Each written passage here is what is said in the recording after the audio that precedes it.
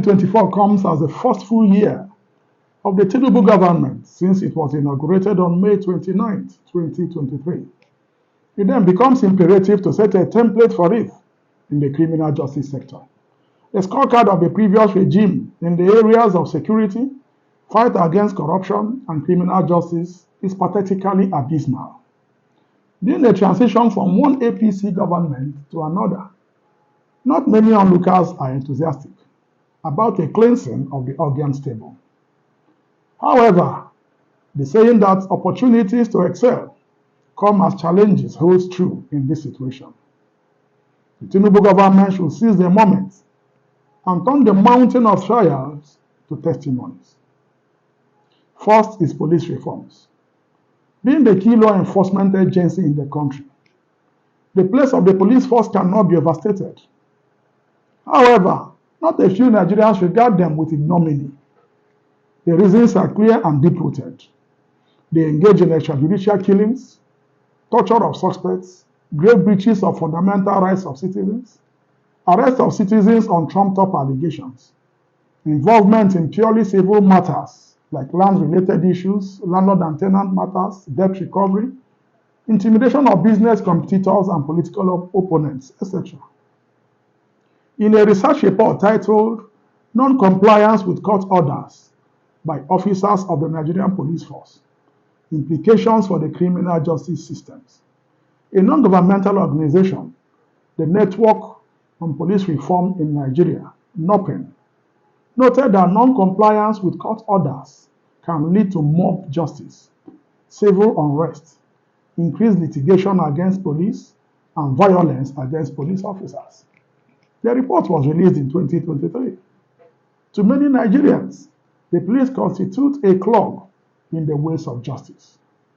In addition, many suspects who are charged to court by the police end up being released for want of diligent prosecution because the police witnesses either do not attend the court sittings or there are no witnesses at all. Those cases were bound to fail ab initio. They ought not to have proceeded to court in the first place, but the police brought them apparently because the suspects did not settle the IPOs. The IG of police asserted that there will be reforms under his watch. We are waiting and watching. The place for reforms in the police cannot be overemphasized. If the legislative structures for state police are not in place by the National Assembly, then the least that the Tinubu government can do is to reform the Nigerian police. The picture that is painted of the police today is one of a cash and carry organization. A supermarket where whatever you want is gotten, as long as you have the money. This reform should cover operations, investigations, statement taking, weapons handling, and the funding and welfare of the members of the force. Without an iota of doubt, reforms will not be easy because the rot is deeply entrenched, and many people in government, unsurprisingly, are benefiting from the status quo. Second is the fight against corruption. The 8 years of President Buhari was a colossal failure in the area of fighting corruption. Nepotism and clannishness in appointing officials into sensitive areas negatived whatever plans the government had. The fight against corruption was largely on paper.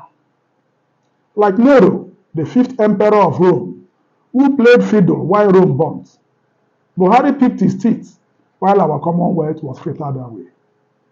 The Tinubu government promptly took over and suspended the former chairman of the EFCC, Mr. Abdulrasheed Bawah. He was replaced by Mr. Ola Olukoyede, the former secretary of the commission.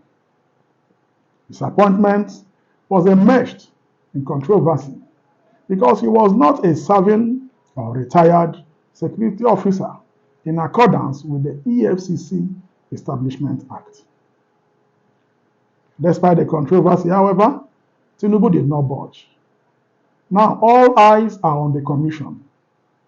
Corruption is now a way of life in Nigeria. It is an unwritten code in government circles.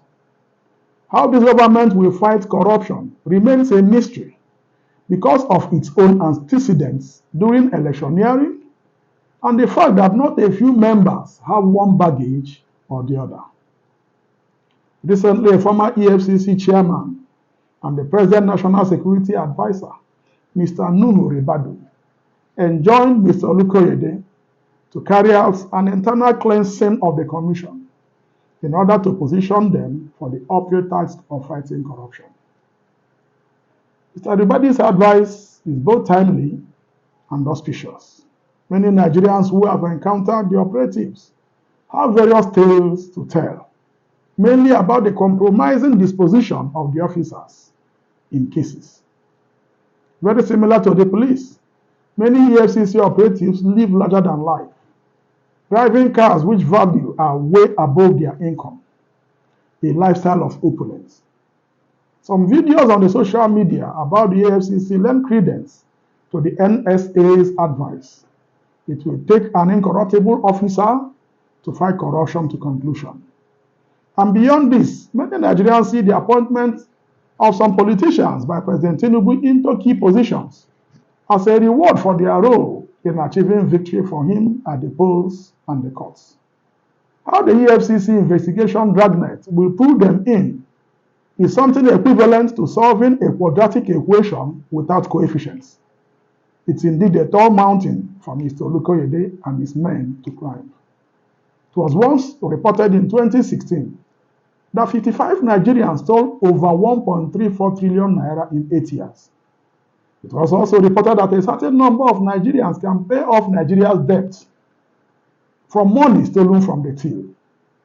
In the past 8 years, the Buhari government borrowed monies from international funding organizations for specific interventions, most of which were not executed. The debts have been mounting with interest payable on them. It will signal a change in the status quo if the EFCC can truly begin this fight by bringing out the books of the past 8 years. Mrs. Zani Madueke is being tried in London for fraud-related offenses, and so much noise is being made about how much she stole. Efforts to repatriate her are ongoing too. Our question is, how about those who are not in London but under our nose here, who have stolen us blind? EFCC, we wish on our well. The optics, however, are not positive in any way. Follow us on all our social media handles. Comment, like, and share. My name is Ben Abraham, and this is Criminal Justice Focus. Thank you.